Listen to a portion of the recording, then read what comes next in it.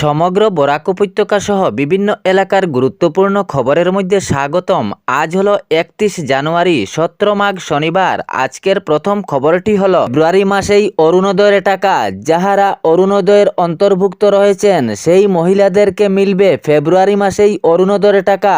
অসমের মুখ্যমন্ত্রী ডক্টর হিমন্ত বিশ্ব শর্মার ঘোষণা মতে ফেব্রুয়ারি মাসেই দেওয়া হবে অরুণোদয় প্রকল্পের টাকা। তবে অরুণোদয়ের টাকা আসার পূর্বে যদি ব্যাংক অ্যাকাউন্টে ইকেওয়াইসি এবং কোনো নথিপত্র দেওয়ার ভুল থাকে তাহলে তাড়াতাড়ি সংশোধন করবেন।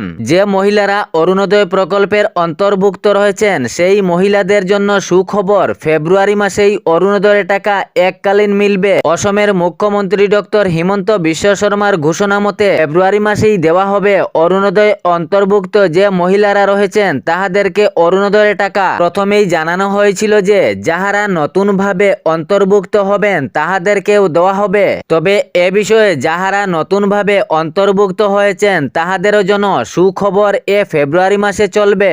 সঙ্গে এটিও জানানো হয়েছে যাহারা অরুণোদয় প্রকল্প থেকে বঞ্চিত রয়েছেন তাহাদেরকেও এই প্রকল্পের আওতায় আনা হবে শীঘ্রই।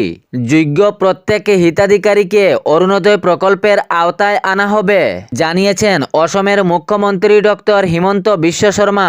এর পরবর্তী খবরটি হলো অসম পুলিশের এক জওয়ানের বাইক এবং একটি অটোর মুখোমুখি সংঘর্ষের ফলে এক যাত্রীর প্রাণহানি হয়। সূত্রে জানা গিয়েছে নিহত যাত্রীর নাম হরিপদ সিনহা, বয়স 60 বছরের। এই ভয়ঙ্কর এবং হৃদয় বিদায়ক ঘটনাটি সংঘটিত হয়েছে হাইলাকান্দির বেসিক চৌরঙ্গি এলাকায়। অসম পুলিশের এক জওয়ানের বাইক এবং একটি অটোর মুখোমুখি সংঘর্ষ হয়, যার ফলে এক যাত্রীর প্রাণহানি হয়। নিহত যাত্রী হরিপদ সিনহার বাড়ি কাছাড় জেলার মাজুঘাটে। ঘটনার বিবরণে জানা গিয়েছে যে হাইলাকান্দি থেকে অটো করে শ্রীভূমি জেলার রামকৃষ্ণনগরে যাওয়ার পথে এ ভয়ঙ্কর ঘটনাটি সংঘটিত হয়, যার ফলে এক যাত্রী হরিপদ সিনহার ঘটনাস্থলেই মৃত্যু হয়। সূত্রে আরও জানা গিয়েছে এ ভয়ঙ্কর ঘটনার পর অটো চালক এবং বাইক চালক অসম পুলিশের জওয়ান ঘটনাস্থল থেকে পালিয়ে যান। তবে এ ভয়ঙ্কর ঘটনার খবর পেয়ে ঘটনাস্থলে সঙ্গে সঙ্গে হাইলাকান্দি পুলিশ প্রশাসন ঘটনাস্থলে উপস্থিত হন এবং হাইলাকান্দি পুলিশ প্রশাসনের তদন্তে পুলিশ জওয়ান মৃণাল আহমেদকে পুলিশীয় হেফাজতে নেয় হাইলাকান্দি পুলিশ বাহিনী এবং পুলিশ জওয়ানের সেই বাইকটিও পুলিশ প্রশাসন আটক করে। তবে খবর দেওয়া পর্যন্ত অটো চালকের কোনো সন্ধান পাওয়া যায়নি বলে জানা গিয়েছে। এ বিষয়ে হাইলাকান্দি পুলিশ প্রশাসনের তদন্ত অব্যাহত জারি চলছে। এর পরবর্তী খবরটি হলো বিজেপি দলের বিভিন্ন নেতার সাড়া। বরাক উপত্যকার বিভিন্ন এলাকা বিজেপির শক্তি প্রবল গতিতে বাড়ছে। বিজেপির আসন এগিয়ে যাওয়ার আশঙ্কা রয়েছে। এ বিষয়ে বিভিন্ন সূত্রে প্রকাশ পাওয়া গিয়েছে রাজনৈতিক মহলে। বরাক উপত্যকার কিছু এলাকায় বিজেপি আসন মিলিয়েছে বলে জানা গিয়েছে। সেই এলাকাগুলোতে বিজেপির শক্তি প্রবল বেড়েছে এবং সেখানে বিজেপি ছাড়া কোনো বিরোধী দলের কাজ দেবে না বলে জানা গিয়েছে। 26-এর বিধানসভা নির্বাচনের পূর্বেই বিজেপি দলের বিভিন্ন নেতার সাড়া। বরাক উপত্যকার বিভিন্ন এলাকায় বিজেপি দলের শক্তি প্রবল গতিতে বাড়বে। সূত্রে আরও প্রকাশ পাওয়া গিয়েছে বিজেপি দলের কাজ দেখে সেই এলাকাগুলোতে বিজেপির শক্তি প্রবল বেড়েছে বলে বিজেপি দলের নেতার সাড়া। এক্ষেত্রে 26-এর বিধানসভা নির্বাচনে বিরোধী দল প্রমাণ পাবে বলে বিভিন্ন রাজনৈতিক মহলেও সাড়া উঠেছে। বিজেপি দলের কাজকর্ম দেখে বিজেপি দলে ঝাঁপিয়েছেন জনগণ। শাসক দলের দাবি রাজনৈতিক মহলে চতুর্দিকে ছড়িয়েছে। এর পরবর্তী খবরটি হলো বৈধ ভোটারদের নাম ভোটার তালিকা থেকে কর্তনের অভিযোগে উত্তাল শ্রীভূমি। জেলা কংগ্রেসের কর্মকর্তারা অভিযোগ করেন বৈধ ভোটারদের নাম ভোটার তালিকা থেকে কর্তন করা হয়েছে। এটি কোনো মতেও মানা যাবে না। যাহারা ভারতীয় নাগরিক তাহাদের নামও ভোটার তালিকা থেকে কর্তন করা হয়েছে। জেলা কংগ্রেসের কর্মকর্তারা দলীয় কার্যালয় থেকে মিছিলের মাধ্যমে জেলা নির্বাচনের কার্যালয়ে উপস্থিত হন। এই প্রতিবাদী মিছিলে অসংখ্য জনগণ উপস্থিত উপস্থিত ছিলেন এবং সাথে দলীয় কর্মকর্তাদের স্লোগানে উত্তাল শ্রীভূমি।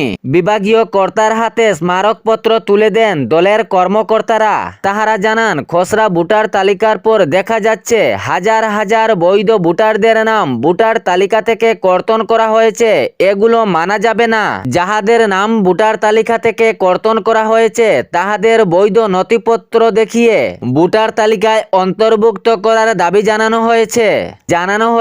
বৈধ ভোটারদের নাম এসআর প্রক্রিয়ার মাধ্যমে কর্তন করা হয়েছে। এগুলো কোনো অবস্থায়ও মানা যাবে না। যাহারা প্রকৃত ভারতীয় নাগরিক রয়েছেন তাহাদের নাম ভোটার তালিকা থেকে কিভাবে কর্তন করা হচ্ছে এ নিয়ে বিভিন্ন স্লোগানে উত্তাল শ্রীভূমি জেলা। আবার অন্তর্ভুক্তের দাবিতে হাজার হাজার জনগণ। এর পরবর্তী খবরটি হলো, প্রধানমন্ত্রী কিষাণ যোজনার 22তম কিস্তির টাকা ফেব্রুয়ারি মাসে। এ বিষয়ে জানা গিয়েছে, পিএম কিষাণ যোজনার 22তম কিস্তির টাকা আগামী ফেব্রুয়ারি মাসের প্রথম সপ্তাহে। তবে আপনি যদি পিএম কিষাণ যোজনার আওতায় থাকেন তাহলে 3টি কাজ আপনার জন্য খুবই গুরুত্বপূর্ণ। এ 3টি কাজ যদি আপনি ঠিক না করেন তাহলে পিএম কিষাণ যোজনার টাকা হতে বঞ্চিত থাকবেন। আপনার ব্যাংক অ্যাকাউন্টে পিএম কিষাণ যোজনার 22তম কিস্তির টাকা আসবে না। তবে এ 3টি কাজ অতি আবশ্যক। প্রথমত, ইকেওয়াইসি আপডেট যদি না থাকে তাহলে অতি সত্বর ইকেওয়াইসি আপডেট করান।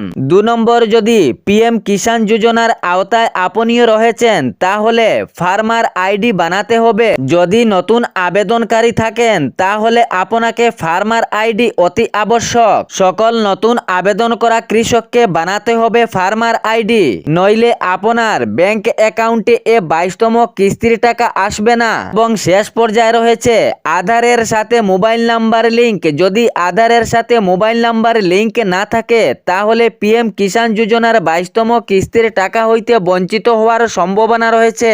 তাহলে অতি শীঘ্রই আপনি এ 3টি কাজ করান। যদি আপনি পিএম কিষাণ যোজনার অন্তর্ভুক্ত হন তাহলে অতি আবশ্যক। এর পরবর্তী খবরটি হলো, মুখ্যমন্ত্রী জানিয়েছেন মিয়া মুসলিম যে শব্দটি বলা হয় এই সম্পর্কে তার সাম্প্রতিক মন্তব্যের জন্য অন্য দলের সমালোচনার জবাব দিতে বলেন অসমের মুখ্যমন্ত্রী ডক্টর হিমন্ত বিশ্ব শর্মা। এই শব্দটি তিনি নিজে থেকেই তৈরি করেননি। এই শব্দটি বাংলাদেশের লোকজন নিজেই প্রয়োগ করতেন। মুখ্যমন্ত্রী জানান, বিরোধী দল রাজনৈতিক মহলকে নিজের স্বার্থে আনার জন্য ইচ্ছাকৃতভাবে এই শব্দকে ভুলভাবে উপস্থাপন করছে। এ প্রসঙ্গে তিনি জানিয়েছেন, যাহারা বাংলাদেশ থেকে এসেছে তাহারা নিজেকে মিয়া বলে ডাকে, তাই এই শব্দ থেকেই মিয়া শব্দ ব্যবহার করতেন তিনি। বিরোধী দলের সমালোচনার মুখে মন্তব্যের পক্ষে সাফাই দিলেন অসমের মুখ্যমন্ত্রী ডক্টর হিমন্ত বিশ্ব শর্মা। এ ছিল বরাক উপত্যকা সহ বিভিন্ন এলাকার গুরুত্বপূর্ণ খবর। এরকম নিত্য নতুন খবর পাওয়ার জন্য চ্যানেলটি সাবস্ক্রাইব করে রাখবেন এবং ভিডিওটি লাইক করে শেয়ার করতে ভুলবেন না, যাতে সঠিক সংবাদগুলো অন্যজনের কাছে পৌঁছায়। ধন্যবাদ।